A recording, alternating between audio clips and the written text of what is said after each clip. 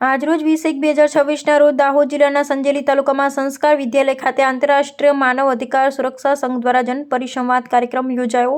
સંજેલી સંસ્કાર વિદ્યાલય ખાતે માનવ સુરક્ષા સંઘ દ્વારા જન પરિસંવાદ કાર્યક્રમ યોજાયો, જેમાં રાષ્ટ્રીય અધ્યક્ષ શ્રી અરવિંદસિંહજી અને રાષ્ટ્રીય મહાસચિવ શ્રી નીતિશ કુમાર, એડવોકેટ રાષ્ટ્રીય ઉપાધ્યક્ષ શ્રી દુર્ગા પ્રસાદ વર્મા સાહેબ અને રાષ્ટ્રીય કાર્યકારિણીના નિર્દેશ અનુસાર ગુજરાત પ્રદેશ અધ્યક્ષશ્રીના નેતૃત્વ હેઠળ દાહોદ જિલ્લાના સંજેલી તાલુકામાં જનસંવાદ કાર્યક્રમનું આયોજન કરવામાં આવ્યું। આ કાર્યક્રમમાં ગુજરાત પ્રદેશ અધ્યક્ષ શ્રી રાજેશ ચામઠા, ગુજરાત પ્રદેશ સચિવ શ્રી રાયસિંગભાઈ પટેલ, ગુજરાત પ્રદેશના પ્રભારી શ્રી રતનસિંહ બારિયા અને દાહોદ જિલ્લાના પ્રભારી શ્રી મિતેશભાઈ બારિયાના આયોજન હેઠળ સંજેલી તાલુકામાં ભવ્ય કાર્યક્રમ કરવામાં આવ્યો। આ કાર્યક્રમમાં પંચમહાલ, મહીસાગર અને દાહોદ જિલ્લાના તમામ પદ અધિકારીઓ ઉપસ્થિત રહ્યા હતા।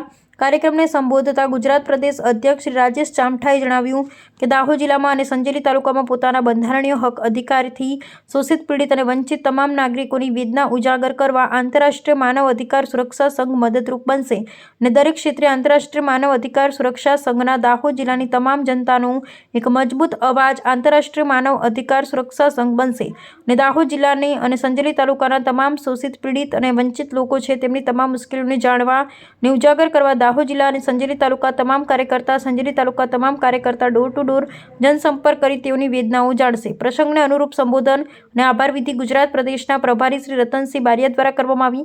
આ પ્રસંગે પંચમહાલ જિલ્લા અધ્યક્ષ ગીતાબેન કિશોરી અને અન્ય તાલુકા જિલ્લામાંથી મોટી સંખ્યામાં તમામ પદાધિકારી અને આજુબાજુ વિસ્તારના લોકો ઉપસ્થિત રહ્યા। Reporter Sureshbhai Makwana, Gujarat bureau chief.